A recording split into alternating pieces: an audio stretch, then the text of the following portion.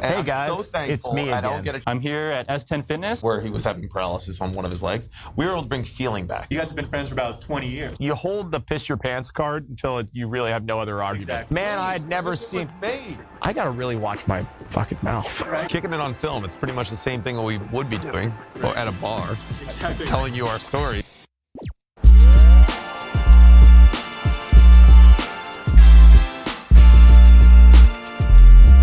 Alrighty, y'all. Welcome to Inside the Fitness Studio, where we go behind the scenes to interview the fitness professionals that you love. I'm here at S10 Fitness with Chris and Dave, and we're just here to talk some stuff. Guys, thanks for letting me be here to do this. Yeah. Thanks for having us. Thank you for Oh, coming yeah, in. definitely. And we're just going to be drinking on some stuff as we talk. Drink of your choice today is Bushcraft. Go ahead and explain to the people why we're sipping on that today. We've been working with one of the owners of Bushcraft, Todd, who's been part of the S10 family for a while. And San Diego's like IPA this and IPA that, so I feel like this is just like the opposite of IPAs. Right? So Right, it's that's the direction. yeah, If you it's go full seltzer, would have been another same thing, you've seen it, but yeah. Well, the world was fine until everybody started drinking seltzer beers. So right now, I think exactly. Well, again, guys, we're here at S10. How long have you guys been here at this spot, like at this location? We're here 2012. to take over? 2012, okay. Yeah. Chris and I were working out of my house on Quimby Street in Ocean Beach. Okay. And we had a 2-car garage, which was turned into a gym. Awesome. And that was the pilgrimage from 24 Hour Fitness, where we both worked. Got it. So when we went out and did our own independent, we started there and always looked for a spot and found this place. Okay. How'd this place present itself? Were you guys like looking, or someone brought it up to you, or? We looked all over. we actually looked at a spot down by the liquor store. Okay. We had a really small budget. Okay. And our initial thing was when Dave brought it up to me, he was like, if we don't find something, we're gonna stay where we are and we're gonna not be able to grow. We need to take that leap. Yeah. But in that leap, we learned a lot about how it might have been impossible if we didn't get funny moments that motivated us to make this happen. There was so we're driving around and we're over by Rose Canyon up in PV, and there was we're like, oh, look at this spot. I was like, is this even available for rent? And we go in, and it's a Mexican restaurant, open Wednesdays, 11 to 3. That's it. That's how they're doing Only it. rules Like, happen so too, it's a right? front Yeah. of something, but whatever it is, if they're making it happen, so be it. And then they're down the street. There's also a Tiki Hut rental place. I'm not sure if they're still there. Oh, they're booming. They're doing great. And they had, I don't know, something like, wasn't it like 5,000 square feet? It was a 5,000 square foot Tiki Hut party rental depot. That sounds like it was the spot that was meant to be. Yeah. So Now, we it were would like, necessitated an entire business. And I was like, who's making that much money per month on Tiki rentals that they can necessitate an entire depot? Right. So I was like, are we just really missing the mark here on the 2-car garage and we should just jump into some type of, commercial real estate style? And he's like, maybe we're doing something crazy.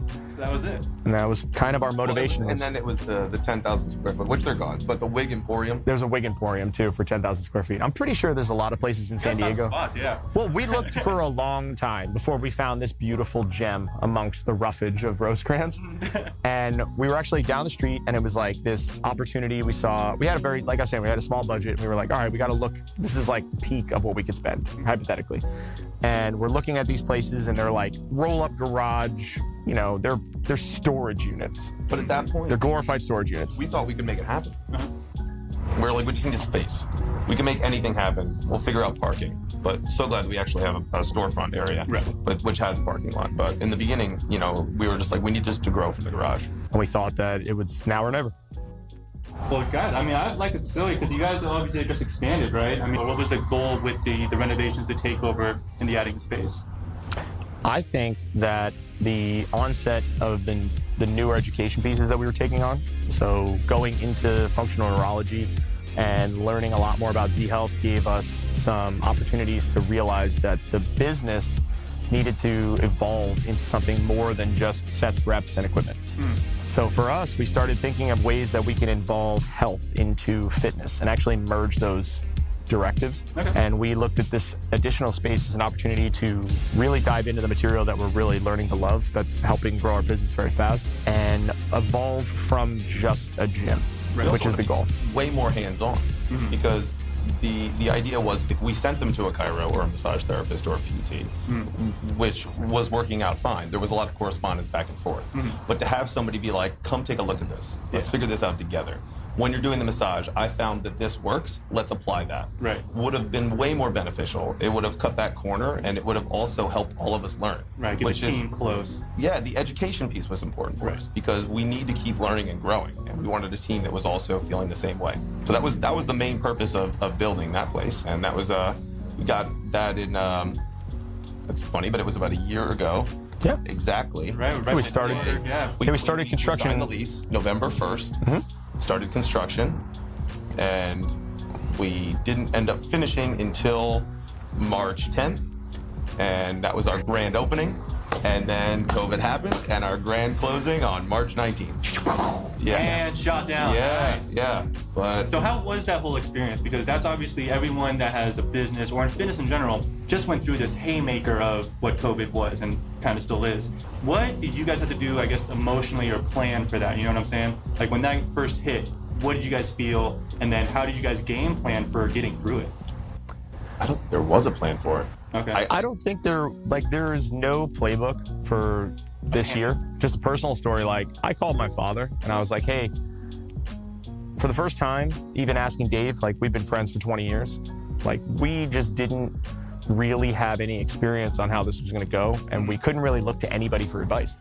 And I called my dad and I was like, what do you think I should do? And he's like, honestly, he's like, never in my life would I've ever thought that people aren't going to be allowed to work.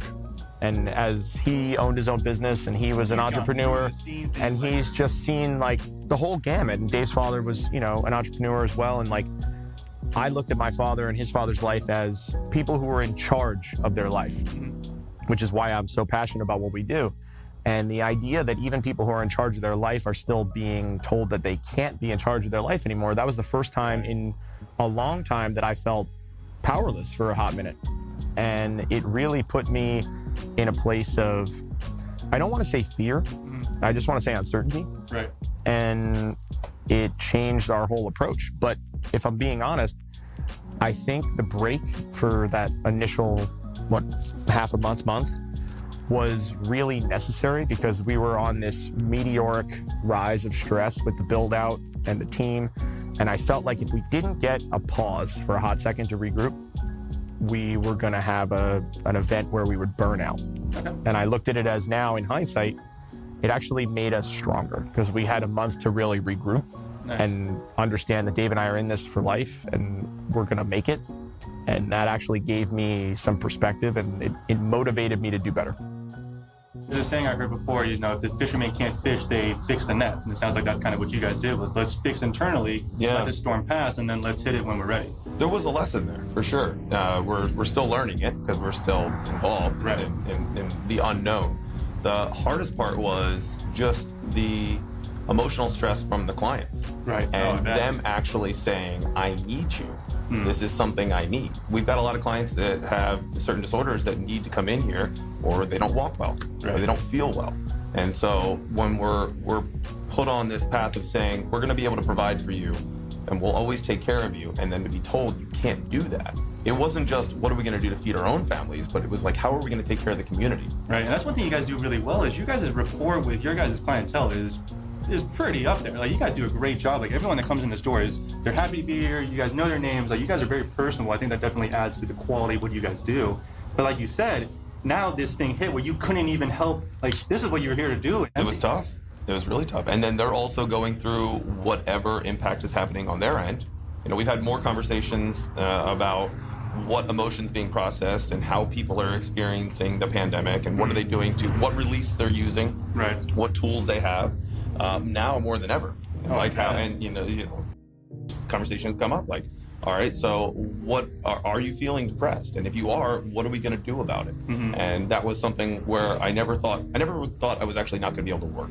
It was never part of my plan. When it's your business and it's your thing, and to be told that you couldn't do it, it was and for us, being the front line of healthcare, taking care of these people, saying, hey, this is the time that you need to go to the doctor. This is important that you go get this checked out. We've got to take care of these issues first. And being there and seeing them more than a 15 to a half hour doctor appointment because we're seeing them multiple times, either in a week or a month or a year, was something that I felt like if we didn't really pay attention to that, and we weren't involved in that, they would kind of break down, or they wouldn't be able to be their ultimate version of themselves. Right. So These people are our family. Like, we've been in business since 2009, and there are people that we've worked with weekly since 2009. Like, these people are more than clients. Right. Like, Dave's had multiple 10+ year clients. Like, at this point now where we're what I would consider at a veteran stage of our profession, you have watched people grow up. You've trained their children. Right. You've trained their family. You're responsible for a community. And we've had so many family members pass through here that out of sheer obligation and respect, our role in their lives impacts so many other people. And that's why I think a lot of people were very passionate about the fitness business being considered essential and how it needs to be reclassified as something that's more than just a recreational activity. Definitely. And I looked at it as it's my responsibility to be the person who might be the one who's really happy to see that person every week.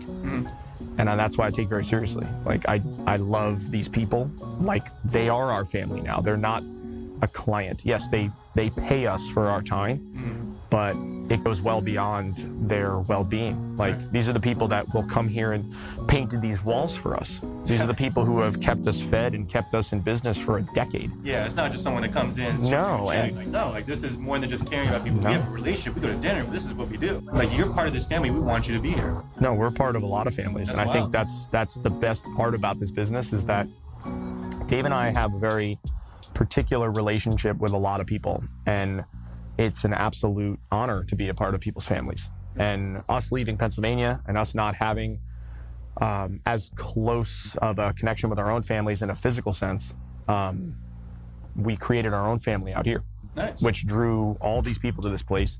And everything that happens and transpires in this building affects many people. So, like, I think the whole shutdowns and I think all that other stuff, to me, it wasn't offensive, but I had to take it extremely seriously because there's 100 people that rely on this place, Right. or more. And You may not have been deemed essential by whoever, but you have no idea how essential this was for so many people. oh yeah, Families. Yeah, definitely. these are our friends, our family, and we're obligated to ensure their health, and they're obligated to ensure our health too. Like, it's there it's you go. totally Deep reciprocal. relationship. Yeah, Yeah. there is no. Yeah, I see that. This is not 7-Eleven. Right. No, I hear that. That's what's up. Cool, man. I like it. And then, so I'm sure you guys get this a lot. You know, what do you guys do? Because you guys are these Z Health guys that do like these crazy neurology things. You guys are relatively big. Let's be honest. You guys are making me look more Filipino than anyone's ever thought I was. But you guys are relatively big, so you know, I think you guys have this. Do you guys ever have to deal with this stereotype of, well, how are you gonna help me with my back pain? You guys are massive, and you guys are gonna come with visual stuff, right? And then you guys just have so many differences in which you tapped into. So what do you guys do when people ask you that? the best way is always to show people, and it's kind of hard to explain it. And it's a multitude of many different modalities that we've picked up with a lot of just experience and education. And I don't really think you can call it a specific thing. But when it comes to the comfort factor, and someone like you coming in, it's very, very important that you come through this front door and feel welcome. And not only do you feel welcome, you can explain to me that you feel that your knee hurts, as well as that you don't feel comfortable with your overhead position on a squat or a snatch or something that would involve you to feel open. Gotcha. And express how you're going through something that you'd like to change, whether it be performance or pain, or whatever goals you're looking for. And I think that has been key for us to create that comfort factor for people. And we've been to a lot of gyms, and we worked with a lot of, and we love those barbed wire grinding gyms that make an impact on a lot of people to push them. And that is, I love that feel, but sometimes that's a little intimidating for people. Right. So we wanted to be able to provide somebody that was a world-class lifter the same resource as somebody that's having a neurological disorder. Wow. Yeah. Because you guys work with such a wide variety of people. You were telling me about someone who was overseas in war, having bombs dropped next to him, right? People, throwing heavy things. I mean, do you guys call yourself personal trainers? Do you guys call yourself, neurologists? How do you guys, you guys are just talking to people. To us, it doesn't really matter the title. I don't really. I just call him Dave. That's Yeah, it. Like Just Dave, he helps out. it's relatability, right? Like everybody is dealing with something. So if you focus on what they're dealing with and you listen to them, like most people just want to be heard. Right. And most people come to a trainer with concerns about things that they're not confident with, right? Yeah. Some people it's body image, some people it's pain, some people it's just uncertainty. Right, it might be an emotional thing that they're seeking something else, right? It's mostly emotional things. Most people seek out fitness because of either some type of low-level insecurity or some type of confidence issue or, you know, a predominant health risk. And they need help. Feel good, Yeah. Right. and then that makes them feel better. And I think, They're comfortable with where they're at. And they want to perform beyond that. Make me feel good. and maybe the value for Dave and I being like we could wear a lot of hats, right? We could be bros. Like if the bros come in and they're like, hey, I got to do this, but I don't want to admit that I'm hurt and I don't want to like be a injured animal in the wild where I can't bench 405. I can't have my guys making fun of me, man. Yeah, I'm yeah, supposed to be fun. No, I'm the fastest dude on the team, man. Like, yeah, I hear you. I tell everybody, I'm like, this is the perfect place to hide because it's nobody's business. Like it's your business, Yeah. right? Like, so if you come to me, you get anonymity, you get a listener, and you get some information. And I don't have any bias towards either the world's strongest woman or a 90-year-old woman trying to move her arm. They both want something. Right. And my goal as a tradesman is to provide that. Okay. And I just want to have like both of our dads were in construction or some type of carpentry.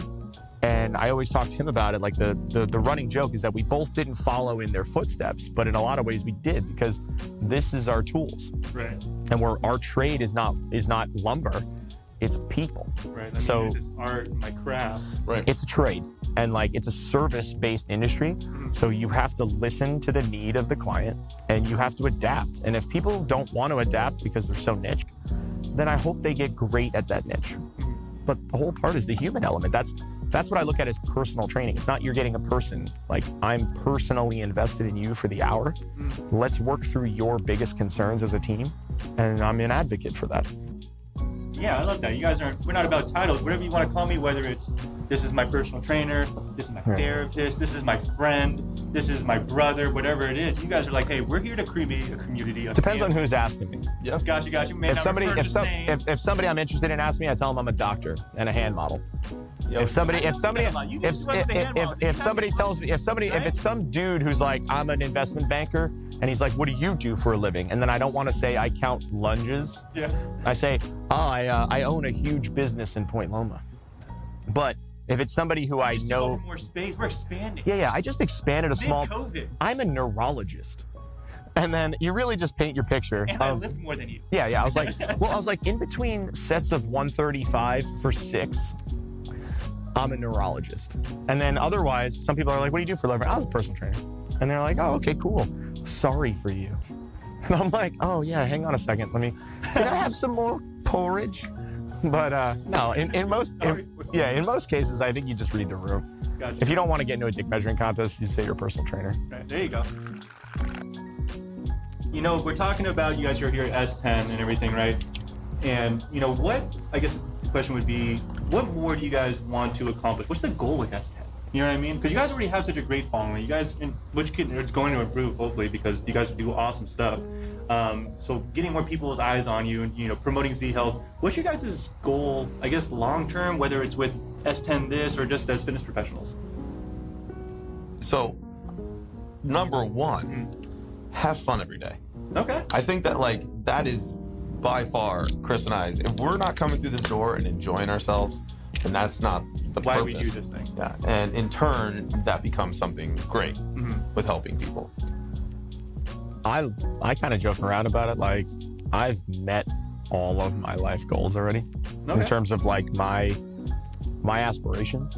And this is as pinnacle as I could really ever imagine. So for me, when people talk about like their perspective or their mountain, they're thinking like financial security, all these other things. Like, I get to work with my best friend from high school and we haven't stopped like shit talking for 2 decades.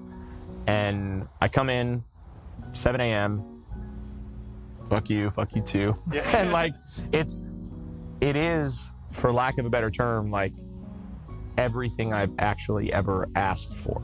So for me, like when you ask that question, I just want more of what I have now.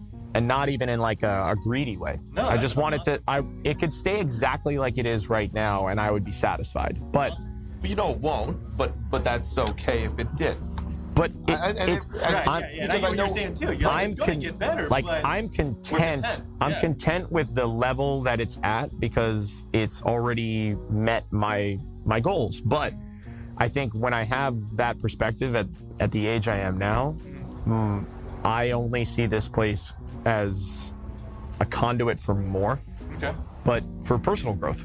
Like for me, I'm very happy with what we do. I'm very satisfied. I've never been more eager to learn and to be more effective in something. Okay. And that never stops me from wanting to be here more. Like this is the only place I can even conceive myself being 12 to 14 hours a day without a hesitation. Dang. And when most people ask me, like, oh man, blah, blah, blah, you guys work a lot. And I'm like, well, we don't work. I was like, we're after something. And I get concerned when I hear people are so dissatisfied with their professions. And I don't feel bad. I want people to want what I have Right. for themselves. That's it. And I think where we're going is next stop, the top, or whatever you want to call it. But like, I really want this. I want this for as long as I can conceivably have it. That's what I want. Sweet. Oh, yeah, answer. That's a solid answer, dude, by the way. Whenever you say you can be somewhere 12 to 14 hours, because that's what training kind of is. Whether you're starting or, if you're grinding, 12 to 14 hours is not uncommon. That's normal, right? 12 to 14 hours doing what you love, that you should kind of almost expect that. But when you're looking at it, you're like, hey, I don't even mind being here. I actually, 14 hours, like, let's do it. You know what I'm saying? That's why we built the deprivation chamber bunks in the back. Oh, yeah, you were showing me those. Yeah, just to make sure that we were able to be on our A game. If we needed 15 minutes of darkness or a meditation just to be able to reset, or a nap, that was super important. Goes a long way. Yeah, and it doesn't feel like 12 to 14 hours when somebody looks you in the eye and says thank you. Right. Like you helped me with whatever I was trying to attain. Yeah. Blows it out of the water, right? every day we get to help different people. Right. Have different conversations, and it's never the same. Monotony is something that our profession doesn't happen. Right. Which is awesome. And you get that immediate gratification. Exactly. Not that that's yes, of course the goal is to serve. Right. And you have to you got to ride that line a little bit. But at the same time, I feel like when people give you heartfelt thank yous, I wish a lot of people could feel that. That's all. Right. No, that's a great way to put it. It's like that's almost what you guys are after. Like we're here to really make a difference. All the things that come with it, right, is extra. It's on top. But we've worked so hard to get to a place where you can be happy, going to do what you created and do what you believe in, to no restriction. You guys are doing what you guys almost. Would you say that you guys have accomplished what you guys set out to do? We still have little goals. Okay. So to Right, me, yes. Well, on Chris's point, I completely agree with him. Cool. But I look beyond what it could turn into, and seeing how many people that we could surround ourselves with to be a facility of well-being. And like we were chatting before, just that constant camaraderie from other professionals to be able to attain a goal that's very, very similar, but all taking different modalities and us continuing to learn. Right. And I think that would probably be our future. We'll be always learning a different version of what is out there to create a better version of ourselves to help the community. Gotcha. Yeah, or bringing that on and passing on that education. Yeah. And saying this is what we think is the best way to attain this goal. This is how we would approach the problem. Go on and do it. Nice. Yeah. So I'm kind of like, let's be honest, I did a little bit of my research, aka scrolling through Instagram, because that's my extent. Well, then you just did research on just right? me. That's it. Well, Chris actually, handles that's that much I've noticed, right? Yeah. I don't do it. And Hey, I'm guys, so thankful it's me I don't again. get a chance. I don't have to do it. Well, there was a point I where don't know how you do it. You do a decent job. he to does be a honest great with job, and I don't even know. Sometimes people are like, Chris had great menus the other day, or he put this on there. I loved it. I'm like, I don't have it on my phone, so I don't know. You're like, sounds good. If I need to contact HR about it, let me know. But Yeah. that HR, by the way, is Chris, Yeah. so the complaints will go straight to him. Yeah, Yeah. we'll delete it if you need to. Yeah. So you Info@s10fitness. doesn't exist. feel free to reach out as often as you like. Yeah.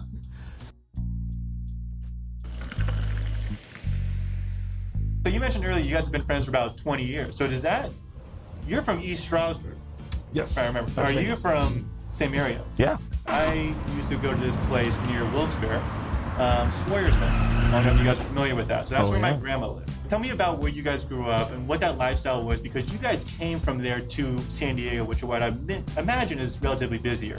Because I had the different feeling going out there, leaving San Diego in summer for the middle of PA. So a little different. Chris was a townie, Okay. and then I grew up in the woods on a self-sufficient organic farm. Gotcha. I love the way you said that. In case you were curious, it's self-sufficient. Now, for Well, you want to say that, you're like, what did you sell? We're like, we didn't sell anything. We just kind of made it all ourselves. further Yeah. backstory, we live 3.5 miles from each other. Yeah. So But we didn't. going from town to Dave's sustenance farm was a 3.5 mile walk. Got it. Yeah, this is pre-Uber. Yeah. Sorry, Pre-car. kids. Pre-app. Pre Yeah. 10 speed. Yeah. What are we talking about? Yeah. Back when you would cork the wagon and you would go to Dave's house and his mother would have corn. Yeah. And man, I'd never This seen was made. I'd never seen corn before because I came from the West. Never seen the likes of such. Yeah. Yeah, actually, I got typhus one time going to Dave's house and Yeah. I didn't make it. Yeah. But If you played Oregon Trail, you know what we're talking about. If you Yeah. didn't, you're too young for this interview and get out of here. A lot of people don't know what the Oregon Trail was. Why that was would they? I think the first video game I ever played. Yeah. I don't know if it was a video game, but I played it in school and I was like, this is awesome. Yeah, it's how the computer teacher got over a hangover. Yeah.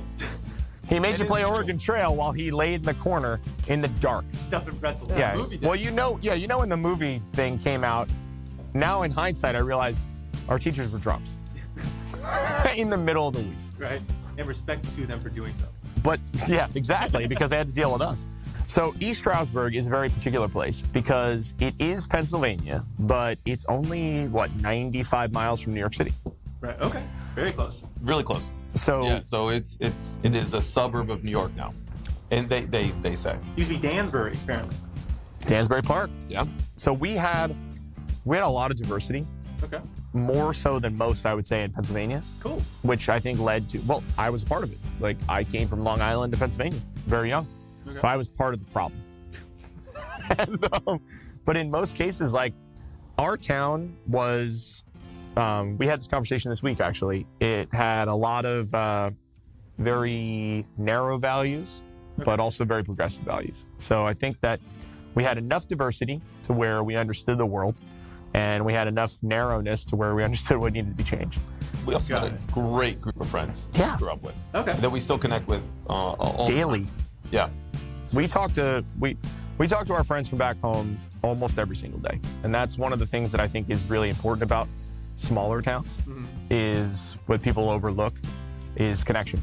Right. So when we You got guys the still type, did the same thing and just Yeah. brought it here Well, to San it's Diego. a little different Perspective. to talk trash to somebody that you've known for 2 years versus somebody that you remember from second grade soccer. Right. You know, Yeah. it's just it's a when they different- piss their pants. Yeah, and then you don't bring up those moments, or Yeah, you you do. say that after a few beechcraft, and then you do. Yeah. You wait until you hold the piss your pants card until you really have no other argument. Exactly. Yeah. Yeah, he's like, hey, I'm right. And you're like, you pissed your pants when you were 8.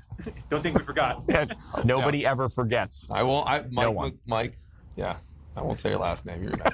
It is Mike. I said Mike too. Oh man. Yeah, it's He's gonna McLaughlin. think that you told me before, right? It's Mike McLaughlin pissed his pants when he was 8.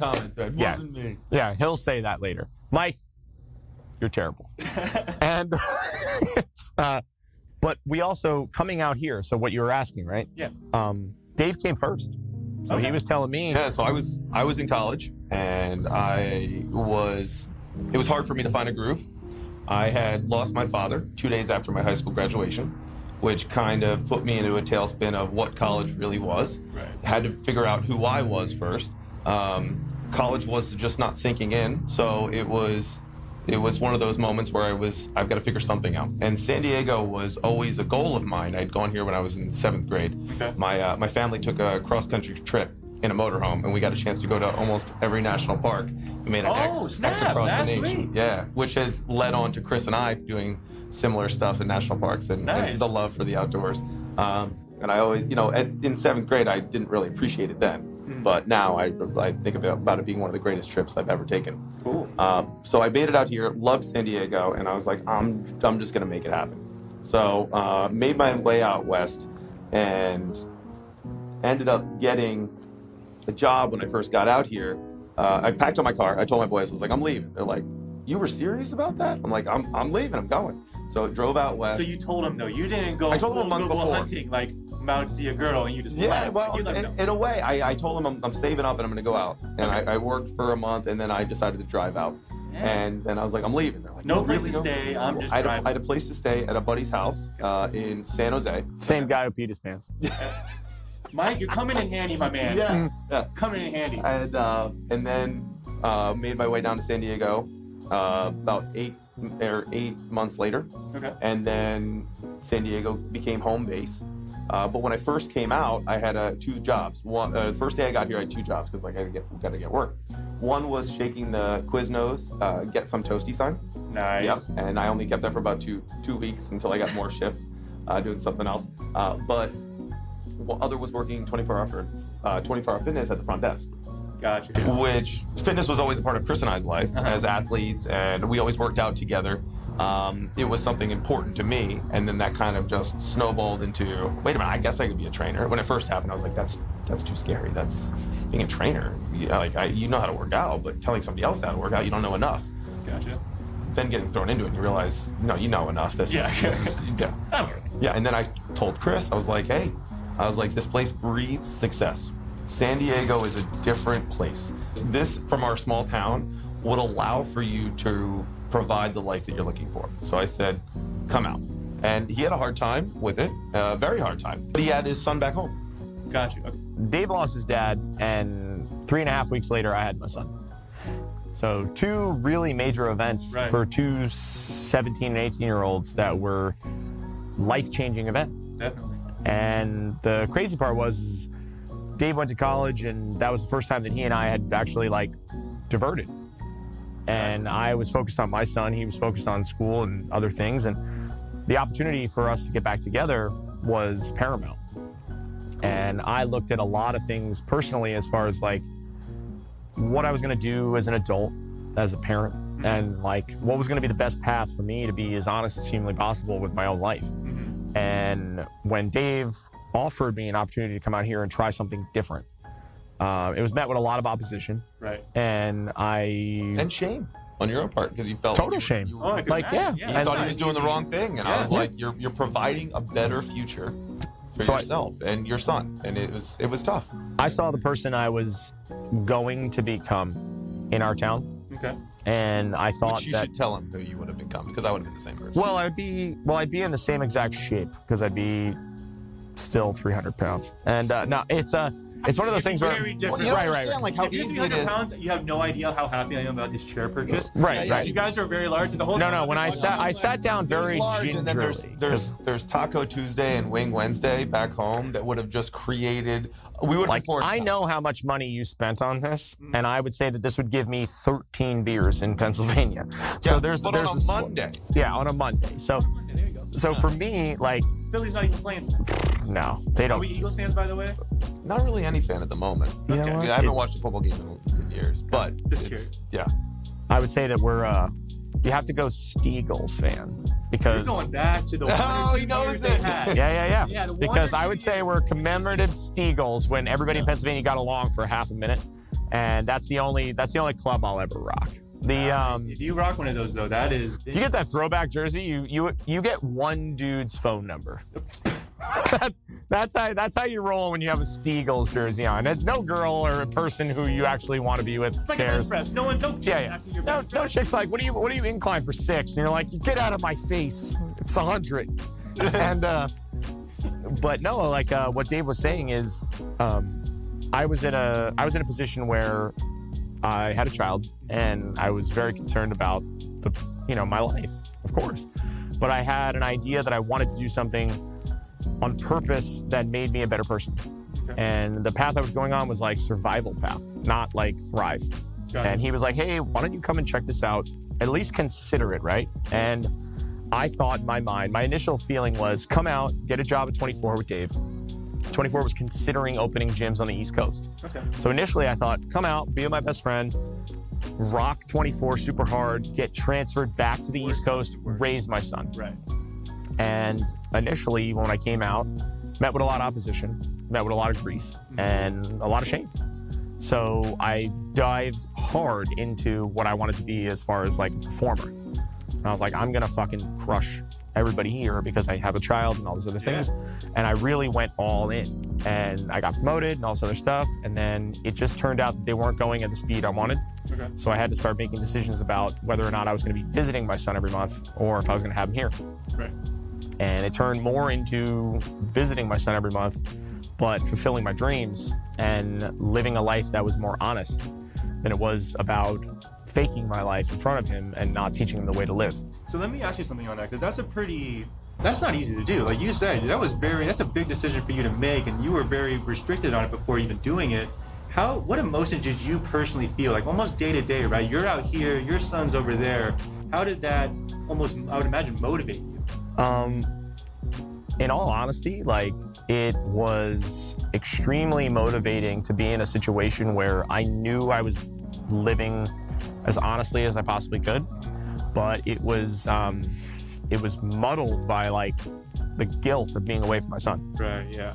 So having Dave as a support system, knowing that I had one person on my team and I had a lot of family members who believed in me. So like you run the gamut. Yeah.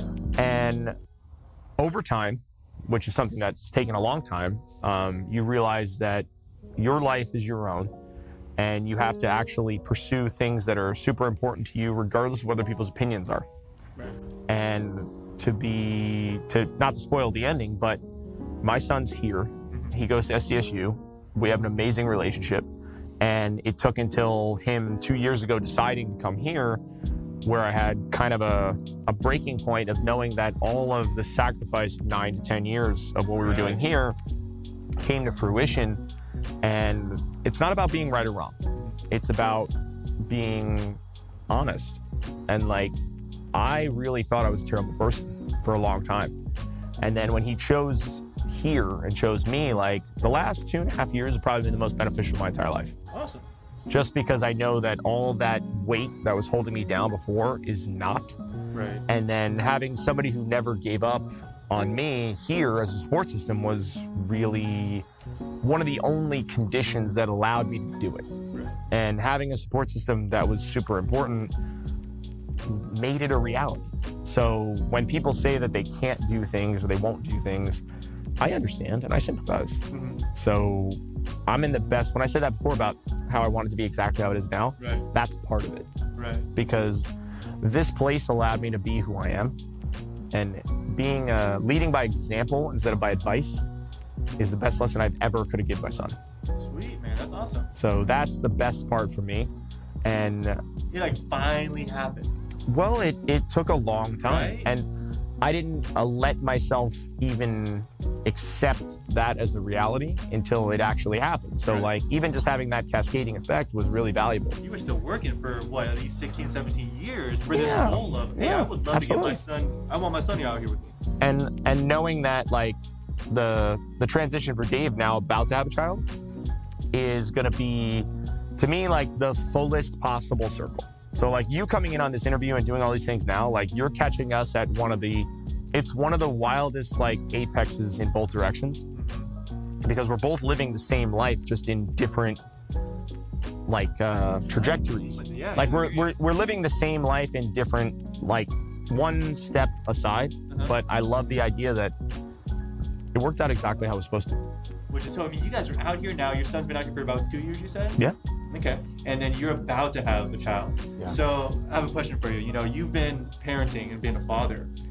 But have there ever been times where Dave's been like, hey man, this is how you should probably handle these situations? And now do you feel like, hey Dave, you're about to go through some stuff. This is how you should handle these situations. Was he giving you advice and you were like, dude, come on? Oh, absolutely. And like honestly, we were both kids. Right. Like that's the thing. Like I look to Dave for a lot of advice in terms of like what I would consider a foundational value type person. And like I reference him in concerns with like things that I would look at as like I'm kind of like more on the emotional spectrum in terms of like how I make decisions, and Dave is very rock fucking steady. So like for me, bouncing ideas off of him was always of value to me.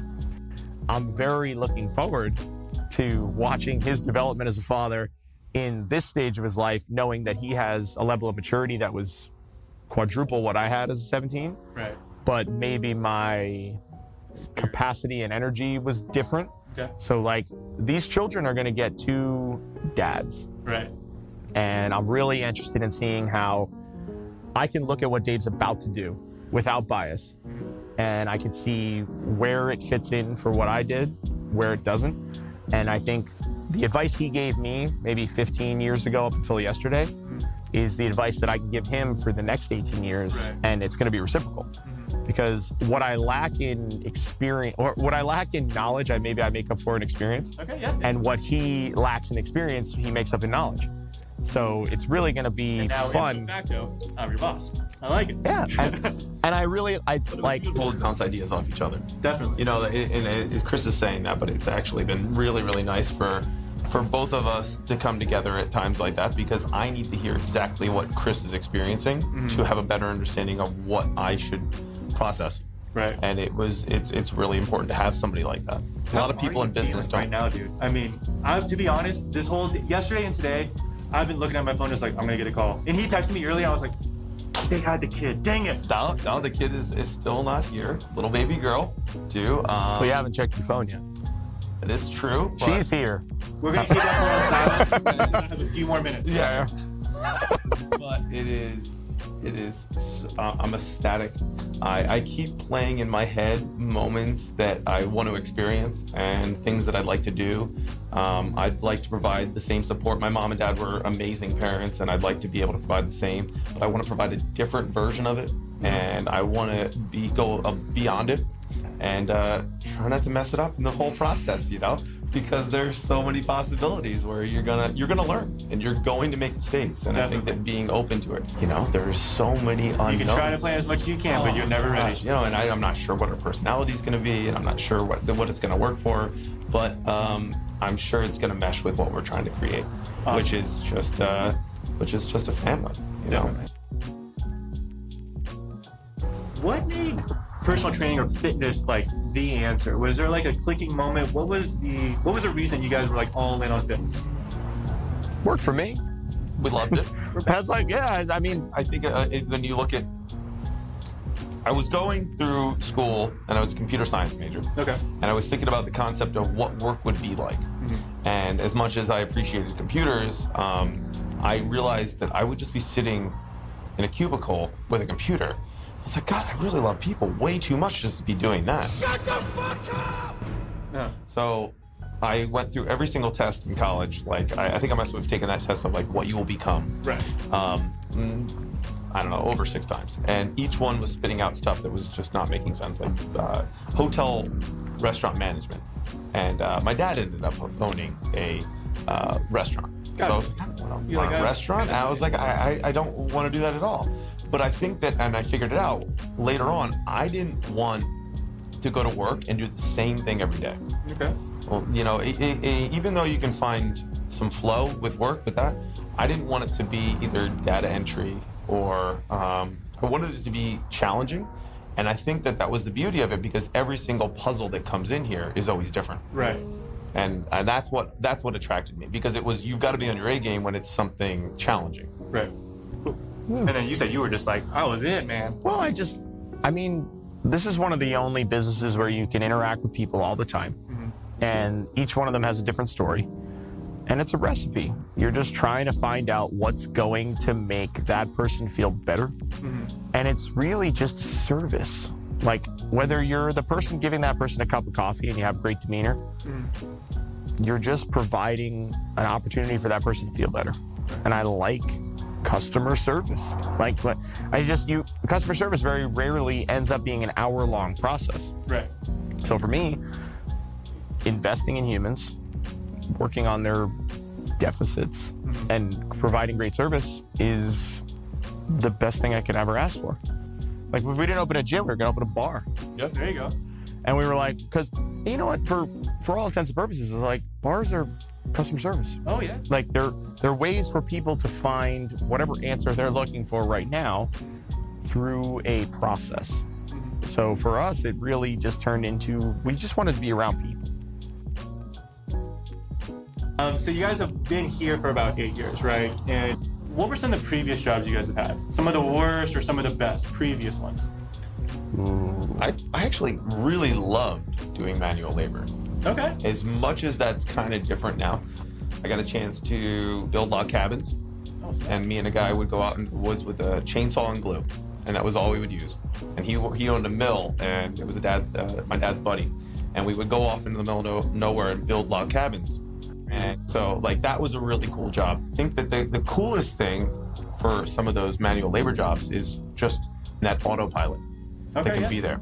And I really, really don't get a chance to do that much. And it's nice to spend 6 hours cutting grass, because you're just cutting grass. Right. And you look at the product, you're like, there it is. But you've had some crazy stories too. Yeah, I did a lot of commercials as a kid. That You were a hand model? I was a child hand model. A professional here. Chris is a commercial star from back in the 90s and 80s. Yeah. I was on television as a 5-year-old. Really? And it was one of those random things where I did some auditions as a child, and I had an agent, and I was in the Screen Actors Guild from 5 to 11, and I had a bunch of national television commercials. You've seen You've seen them. I guarantee you've seen them. because there's a lot that he's done where you'd be like, you're that little kid. You're not the copper tone girl, are you? Like, No. Down. Copper tone. You're gonna use that copper tone with me? Use that copper tone. No. I did a lot. I did work for McDonald's, Frosted Flakes, Burger King, Coca-Cola, a lot of other random shit. Like, fell into it completely random, and actually had a lot of success as a young kid. And it just led to, this is all entertainment. That's the best part. Like, Crazy. it was really crazy to actually be like a full-time worker at 6. So it was just, it made it very comfortable for me to be in a new situation. That's crazy. And- I picture, have you seen Dickie Roberts with David Spade? Dude, it's 100%. It's just knucking futz, man. Yeah. It's just crazy.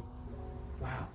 So But were you a hand model, though? No, I wasn't a hand model. Chris always tells people when he's out and about that he's a hand model, and he convinces people. It's by a wrist. Yeah, it's a Z Health Right. hand model guide. Why don't you show everybody like how Well, you? everybody at home, If you could zoom in on this, please.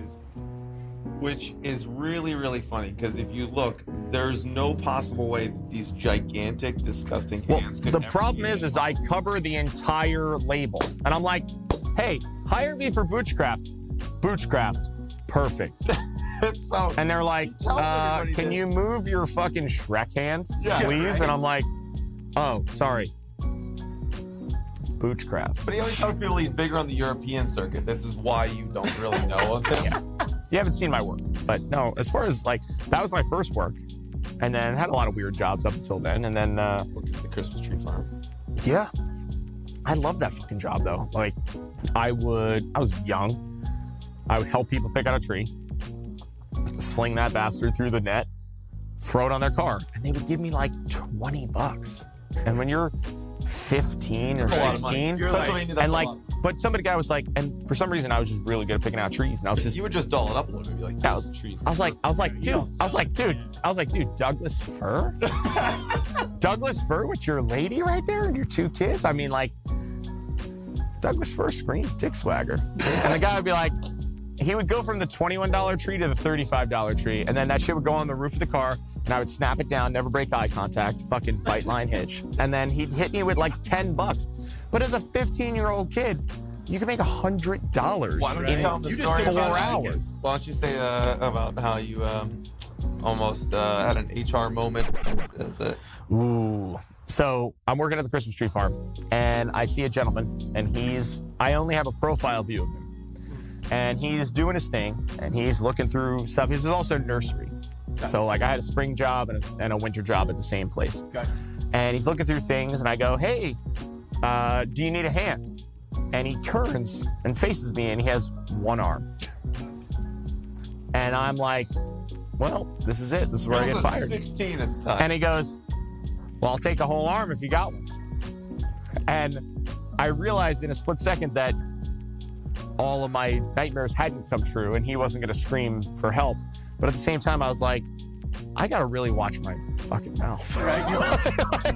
You see, you're like, no, Kelly Clarkson! Like, It's a complete. yeah, and like, but he turned and it was one of those things where it was like, almost like in a movie where like, he had stapled like the flannel, Can't make like, it up. like it was one of those things where I was like, but he owned it. And Yeah. like, I hope he's still alive right now, giving people the same shit. Because he has that argument. He probably says that 3 times a week. Exactly. But he broke the ice so well that I was like, that was the first time I ever thought I was going to lose a job over my mouth. And it worked. Cars. Yeah, and I sold cars too. The same guy. Yeah, and I was like, hey, I was like, your tree needs something better to ride home. I was like, the only thing better would be an automatic. Am I right? Am I right? And I was like, let's get you in this, Dodge. And no, but actually, when I look at my history, everything has involved people. Okay. And I realized that that's the theme. The theme has always been, how do I get the human element every day? And I really learned a lot from all those other jobs. And like, I don't discredit them. I don't even regret them. Now your son is actually in college right now. Yeah. Right. So he probably gets the question, so what are you going to do? What are you going to major in? Does he have something figured out? Well, the fun part is he got accepted to SDSU on an architectural engineering Nice work, pretense. Parker. Dang. Good for you, baby. But do whatever you want. And he is now considering moving into a kinesiology degree. So another soft science. And in his mind, he just is making grown-up decisions. And like, I really have to try to remove myself like emotionally from his decisions because I don't want to influence him in either way. Gotcha. And Which has got to be hard to do because it's really hard to refrain, Right, is what I would say. Like, I just want to, he says something and you're like, well, I just No, I he's just so good. want. He's really, really good. No, he's one of them. Like, I cannot stress the idea enough that I'm so satisfied with the person he is, and like that he is making decisions and making adjustments in a position that he's in as a young man. That I have not the same. I can't give him advice in a lot of ways. okay. Because he's a 19-year-old without a 2-year-old. He's a 19-year-old in college during 2020, during all this other things that are going on. You were 19. You're a little Our lives are very parallel, but I'm very invested in the person he's going to become, and I only want to be there for him as a support structure, not as an influence. Nice. Like, I really want to see what he comes up with, because without like ego aside, I really think he is going to be like 10 times the man I am. That's awesome, man. Only because I realize that he has such a different approach and he has a different intellect than I ever had.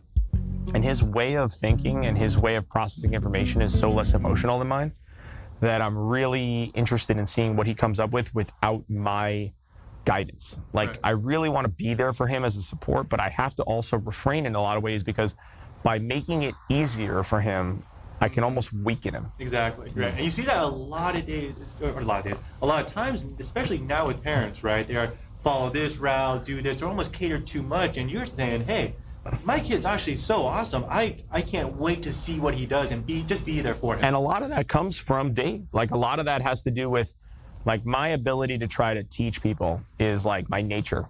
My ability to try to convince people or give them the answer early is like something that I almost have to get better at not doing. Right. So making people figure things out is a skill. And making people understand the process of how they come to their own conclusions is something that I think will make me the best possible person I could be, as opposed to the best possible coach. And in his life, I only have I have my genetic influence on him. And he looks to me as a, you know, a father figure in terms of like what I should do and what he should ask for. But he also has great information from his stepfather. He has great information from his own life.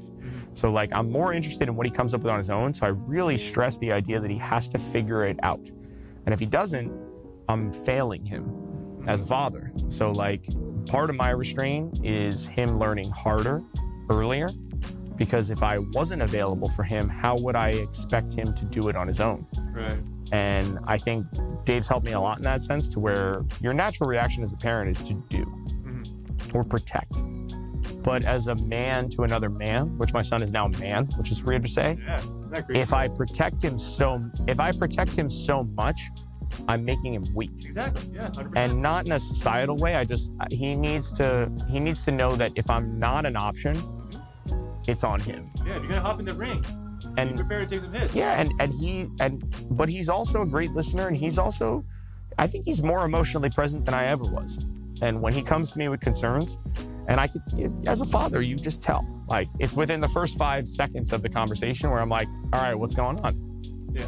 And for him, he's like me in a lot of ways, but he's also a lot better than me in a lot of ways. Like, he comes to me and he's like he can call me. He's like, hey, what's going on? I'm like, all right. I was like, what's up? And he goes, well, here's the thing. And I feel like I'm talking to my 19-year-old self sometimes, but it's very cathartic in the way that it's made me come to terms with a lot of my own habits. So like, I'm watching my own self live twice. So without spoiling the ending for him, I'm trying to give him ideas about how to avoid a lot of pain or a lot of suffering. Right. But I still have to stand back and let him deal with some of it. So to me, having this experience and him seeing me as the person I am now, and only being 17 years different than him, creates a really amazing element for me as a dad. Definitely. And I think that it can only get better. Cool, guys. So, I mean, you guys have obviously dove a lot into Z Health. You know, one thing before I really zone in on this, you guys have worked in the Highland Games, right? So before we go any further, can you explain really quick to the people what the Highland Games are? What are these Highland Games? The Highland Games are a traditional Scottish Olympics, basically. It involves a multitude of different events like throwing giant rocks, throwing giant wooden poles, or carrying things to places that they don't belong. And we got an amazing opportunity years ago meeting the IHGF president. Okay. His name's Francis Brebner. What up, IGF Francis? stands for International Highland Games Federation. And he actually invited us to Norway. And Norway is where the championship is, was just not the Highland Games, but also which is the Stones of Strength Championship. It all stems from Chris and I. Chris and I used to compete in strongman. Nice. Okay. And so we used to go up to LA and work with some of the strongmen up there. Cool. And we learned a lot and got a good rapport with a lot of those guys. But we also spent a lot of time also fixing some people. So at some of the contests and competitions, we would bring a table and we'd start just running people do some different things right before they were about to go out and perform. And so we ran Francis Brebner through some stuff, and he's like, why don't you guys come to Norway and put on a seminar and work on some of the athletes. Just like that. Yeah. Hey, you guys want to come out to Norway really quick? He's like, we'll take care of it. You just got to get there. And we were like, okay, cool. So we ended up going, and we built a relationship over the years with not only him, but a lot of the athletes internationally, and started to work with some of the world's strongest men and women, which has been really, really cool because we get to dabble in the little intricacies that would allow for somebody to get a little better. Right. So it's been really, really cool. And then also explain to them in a seminar of what we do. Gotcha. Yeah. So you guys have been all the way out to Norway, right? You guys are, again, I would imagine, right? Now, I'm not a large man by any means, but you guys are relatively big. So when you guys go out there, and I've seen some pictures, those humans are We're not monsters. big. They're large. We're not big at all. not big. I'm not a big man. You know, Yeah, when Chris and I are working on somebody who is 6'10", 440, we don't really look we look like children. Say that again. 6'10", 440. That's what Luke was when we were working on, right? It's the caliber of athletes that are going through what people don't realize is professional sports. Right. Like people who do this for work, it's a completely different species. Which is awesome because you guys deal with both of those spectrums, right? Yeah. You guys get the people who have pain all over. And then on the complete opposite side, you guys are working with some of the largest, if not the largest humans in the world. Yeah. That is crazy. These people trusted us in the most precarious possible positions. You got two clowns from San Diego in tight shirts and kilts for the Yep. first time, like pressed, nice and ready to rock. And then the cool part was we had people from 20 different countries, and they had an opportunity to invest in some personal growth with us. And we also got to watch people break through barriers that they had spent a decade trying to. And then we brought on things that were quote unquote non-linear or non-wide stream, Right. that they trusted us no matter what. That's Cool, guys. The beauty of that sport is it's everybody can actually compete in those movements at a certain degree, and then being able to be in Norway and work with some of the athletes that were what's the detail for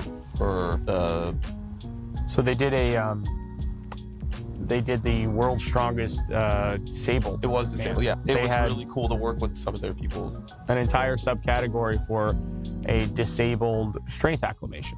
Awesome. And for us to be able to transition immediately into that was as valuable as seeing a world record being broken. Right? Just as gratifying, if not more possible. And we're only about, at this point, we're only about 2 years into the neuro education that we were in. And we were going at the fastest possible pace to learn this. So every single class that came out, we were learning as quick as we possibly could because it just made such an impact. Yeah. But we were able to provide, just from doing cross-body reflexes on one candidate, just by activating the opposite side of his arm versus where he was having paralysis on one of his legs, we were able to bring feeling back in one of his legs. It was a huge moment for us, but it didn't really sit in until we got back here, and he ended up writing us a letter. And he was a veteran who had lost the feeling in his leg, that he ended up sending the watch of one of his brothers who he had lost to us, saying thank you so much.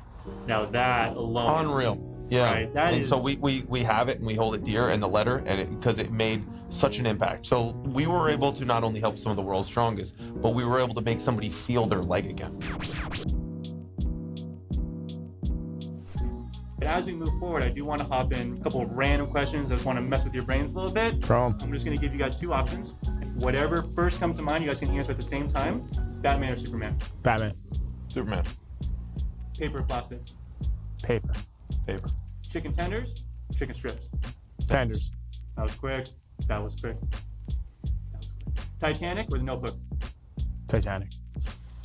Because a lot of people die. I like them both. I'm gonna say Notebook to go against it. Because a lot of people die. There we go. Pablo Picasso or Bob Ross? Bob Ross. Bob Ross. Brian Shaw or Hafthor B. Johnson? Hafthor. Hafthor. Quick. I knew it because you guys have been there. You guys are like, I've seen what they do. Well, we've seen him carve his name into the tree that we've worked next to. So Hafthor is actually the winner. If you could go to any concert or show, past or present, who would it be? Allman Brothers, late 70s. Like it. There was many times when I actually there's a joke going that when Chris and I talk about going to see a show and it doesn't happen, that person ends up passing away. It's happened several times in our lives. So it's happened with George Carlin. It's happened with Tom Petty. And so we had the opportunity to go to both, and it just didn't happen. Taking out the best. And my buddies went to Tom It's a Petty. Death Note. So those would be really, really cool. But I think to see a show, I want to go more historical and probably hear something like Lincoln speak. Dang, there we go. That's a good one. Yeah. I like it. Solid. If you could give everybody, if you were to say, I recommend everybody try this one thing, what's that one thing you recommend every human try? Wow, that's a super. So I challenged myself a while ago to go without any type of interference, whether it be from human contact or from a phone, a book, a notebook, and just being able to sit with yourself and be with yourself and being out in the wilderness and nature. And I felt like that was extremely powerful. And I think that a lot of people would hate it, but also understand how hard it is, but how important it is. Gotcha. Yeah. Okay. I would honestly say sit through a full meal with a culture that is the complete opposite of yours, Nice. There you go. and understand that your perspectives are directed based on your experiences. And when people get together over food, I think it's probably one of the most unassuming and most unagitated events. And you can learn more about a culture in a 2-hour dinner than you can in a 3-week conversation. Cool. And I think that would actually probably be one of the more beneficial things for most people to realize, that where you come from has a big influence on who you are. And when you can sit down over something as common as a meal, you might gain a way better perspective on global things than you can about your own personal bias. Nice, okay. One thing that you would recommend no one ever do, or no one ever try? Probably stop trying. Dang. That was deep. I like it. Quick and easy, to the point. Yeah. For sure. Wow, that's kind of fucking me up. Like, because I also know that doing certain things could lead to the most profound, like, experiences. I would say discrediting things that challenge your belief system. Okay.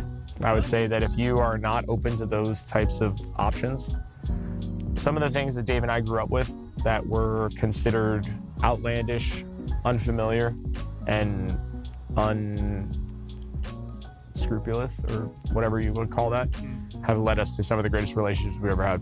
Cool. And having an open mind and talking to people.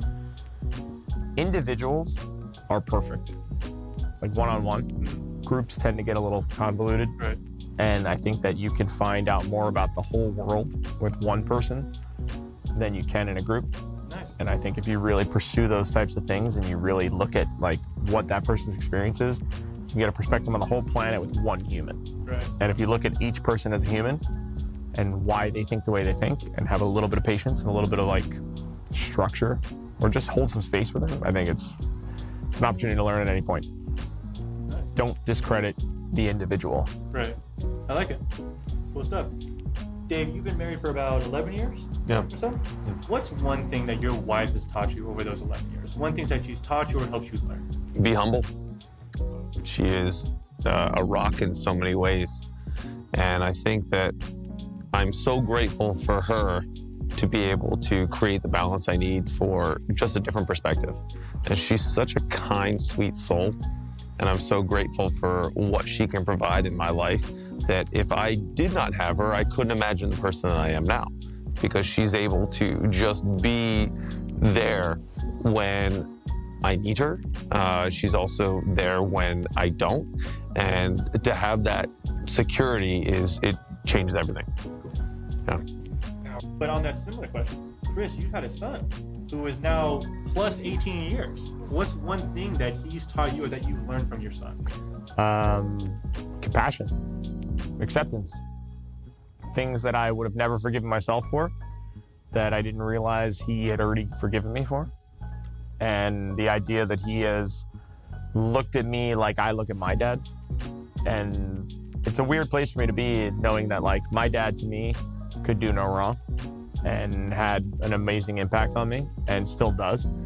But we didn't have the relationship that I think I have with my son.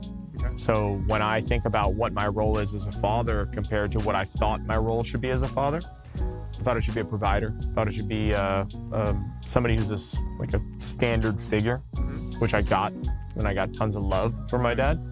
But when my dad told me straight up that my relationship with my son, even at the distance I have, is 10 times the relationship he has with me, and him being able to admit that as actually what I considered a great dad, he said, "You don't understand the impact you're having with your son." He's like, "Because you're outdoing me in every category, even from thousands of miles away." And that was a really great translation to see somebody who I hold in such high regard tell me that I was better than him, and being able to actually convey that message to me. But my son telling me that everything's okay was like the final confirmation that I wasn't beating myself up anymore. And your own perceptions are like your worst enemy sometimes. But having a full-grown adult tell me that I'm fine was like, it was really weird. It's actually like having yourself at a younger person tell yourself that everything's okay, Right. which is what most people look for in some type of resolution. And I think that having a child and having somebody who can actually be half you, explain to you that you're not so bad, is one of the greatest gifts anybody can ever ask for. Awesome, man. Which I think has been something that I've tried to accept over the last year and a half, 2 years. And I think that it's probably going to be one of the best things I move forward with, is knowing that I'm not as, my perception of me is completely different than other people's perception of me. Right. You had And I- yourself down here, and you're like, Oh, yeah. But I'm working on the idea that my perception of me needs to move up so that the perception of me to other people, it matches. Right.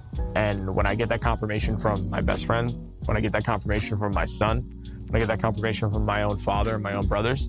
So to me, hearing it from half of yourself in the same age as you were when you had it is enough information for me now to believe it. Definitely. Which I think is the most important thing I can walk away from it with. Awesome, man. That's super cool. And, you know, S10 has obviously been here for a while and hopefully continues to be here for a long time to come. Dave, if you were to give a message out for everyone that either owns a facility or is going through these tough times of operating a facility, owning a gym, as someone that owns a business? It's going to get hard, and it always will. But I think that something that I took from my father, he laid the groundwork for me to realize that on those days when we were working hard and doing all the stuff around, it would actually be just perceived as just little work, but made a big impact. Love your work. Really appreciate it. Like, come to work every single day and appreciate it, because all those ups and downs are still moving towards a goal. Right. So to really love your work, I think, is by far the greatest way to tackle any obstacle. Awesome. There you go, man. And then, Chris, you know, as we finish up, is there any message or piece of advice that you would like to give trainers or anyone in the fitness community as we kind of end this? Ask for help. Straight up, ask for help. Because you'd be really surprised what people are willing to give you when you put them in a position of instructor. Your perception of what other people want to hold on to is your own bias. There's so many people out there who I've learned from that are so much more passionate about certain things that my only obstacle was to ask. But don't hesitate, because if you wait, you're just taking more time to not know. Definitely. Cool, guys. Guys, it's been an honor and obviously an honest pleasure to sit here and chat with you guys. Thanks, man. Let's give you one more cheers as we finish this up. Yeah. Appreciate Yeah, everything. man. Thanks for being on here. And as we end this show, if you guys could sign off, go ahead and talk to the people a little bit.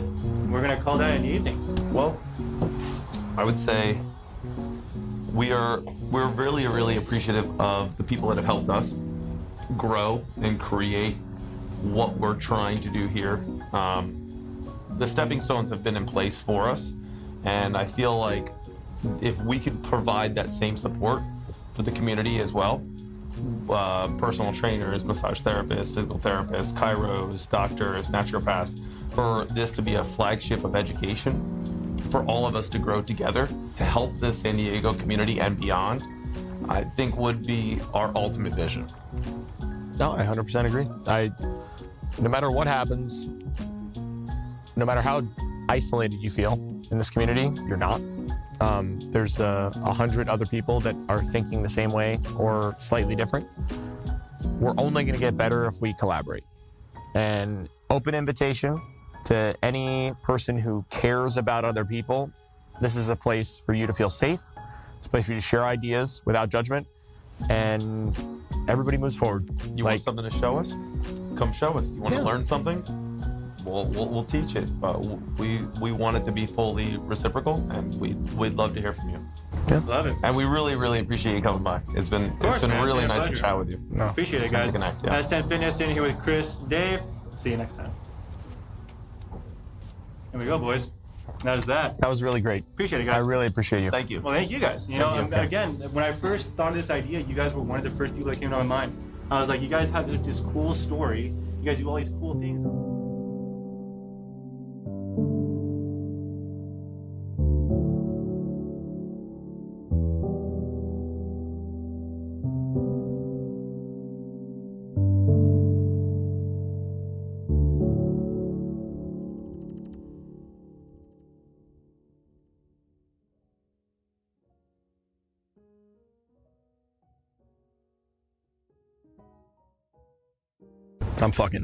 I'm so happy it's Saturday. I'm really, this was a great week. And We're just kicking it on film. It's pretty much the same thing we would be doing Right. at a bar, Exactly telling right. you our story. But well, that's the best part is like, we've been kicking it for 20 fucking years. That's the best part. Oh, we about to get into it, dude. That's Like, the topic. that's Get into kicking it. Right? Well, that's like, Kicking it, oh, right? fucking Well, that's what we say. Everybody's Lupe Fiasco, right? everybody who's out there is Zoe. That's our default answer. Is like we'll see a guy fucking laying on the street with a fucking needle in his arm. We're like, nah, he's just kicking it. I realized that when I've been drinking, I'm a terrible trainer. My client was just like, left side of my bag is killing me, and I wrote him, smoke meth. And he goes, what's my other option? And I'm gonna write him right now. Inject it? Sure.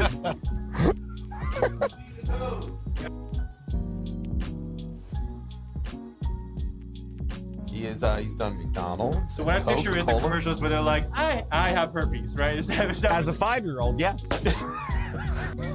Yeah, hold on a second. And I was like, I'm your man. It was, so here's the commercial, right? Herpes was hard in kindergarten. And now Thanksgiving is awkward forever. Yeah. The only thing harder than addition is herpes. A, B, C, D, H, I, V. We're gonna cut that one out. It's a stinger. It's a stinger. But no, I think I made more money when I was 7 than I did in the 5 years prior. But no, I was on television as a 5-year-old.